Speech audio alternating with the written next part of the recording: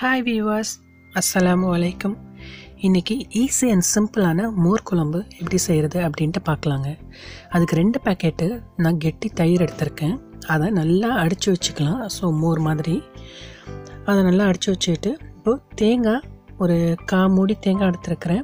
1 inch இஞ்சி, 1 பூண்டு, வெங்காயம் 1/2 வெங்காயம், பச்சை மிளகா 2, கடலைப்பருப்பு ஊற வச்சு வச்சுருக்கேன், ஜீரகம் 1 டேபிள் ஸ்பூன். இது எல்லாத்தையும் இப்போ அரைச்சிக்கலாம். தேங்காய், இஞ்சி, பூண்டு, வெங்காயம், பச்சை மிளகா இல்லாதவங்க காஞ்ச மிளகா போட்டுக்கோங்க, காரத்துக்கு தகுந்த மாதிரி போட்டுக்கோங்க. கடலைப்பருப்பு ஊற வச்சு வச்சுருக்கிறது, ஜீரகம், இது எல்லாத்தையும் இப்போ நல்லா சாஃப்டாக அரைச்சி வச்சுக்கலாம் இந்த மாதிரி. இப்போ இதை அரைச்சி வச்சுட்டு ஒரு சட்டியில் நம்ம 1 டேபிள் ஸ்பூன் எண்ணெய் விட்டு நம்ம என்ன பண்ண போகிறோம், நான் இதுக்கு இன்றைக்கி வெண்டைக்காய் எடுத்துருக்கிறேன்.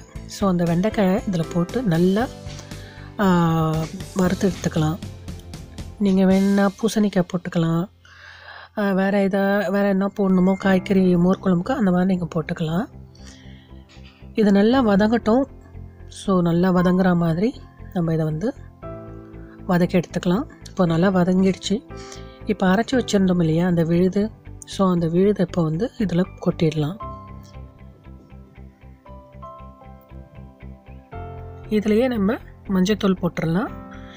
ஒரு 1/2 டீஸ்பூன் குறைச்ச நான் மஞ்சத்தூள் போடுறேன். மஞ்சத்தூள் தான் கலர் கொடுக்கும் நமக்கு. ஸோ மஞ்சத்தூள் போட்டுட்டு மிக்ஸ் பண்ணிப்போம். இது நல்லா ஒரு 5 நிமிஷத்துக்கு கொதிக்கிட்டோங்க. கொதிச்சா தான் அந்த மஞ்சத்தூள் அதில் உள்ள பச்சை வாசனை எல்லாம் போகும். ப்ளஸ் அதில் போட்டிருக்க வெண்டைக்காவும் வேவும். இது கொதிச்சிடுச்சு.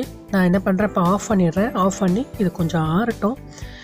நம்ம இது ஆறுனதுக்கு அப்புறமா தான் நம்ம மோரை ஊற்றணும். ஸோ இது ஒரு 10 நிமிஷம் 15 நிமிஷத்துக்கு ஆறிடுச்சு. பாருங்கள், அந்த புகை எல்லாமே போயிடுச்சு. இப்போ நம்ம எடுத்து வச்ச அந்த மோரை இதில் கொட்டிடலாம். கொட்டிட்டு லைட்டாக அதை நம்ம மிக்ஸ் பண்ணி விடுங்க. இப்போது தேவையான அளவு உப்பு போட்டுருங்க. தேவையான அளவு நான் கல் உப்பு போட்டிருக்கேன். தேவையான அளவு உப்பு போட்டுட்டு இதை நல்லா நம்ம மிக்ஸ் பண்ணிக்கலாம். இது கொதிக்க இது கொட்டினதுக்கப்புறம் கொதிக்க விடக்கூடாது. கொதிக்க விட்டால் ஒரு மாதிரி நீத்தா மாதிரி போயிடும். ஸோ நமக்கு குழம்பு நல்லா கெட்டியாக இருந்தால் தான் நல்லாயிருக்கும்.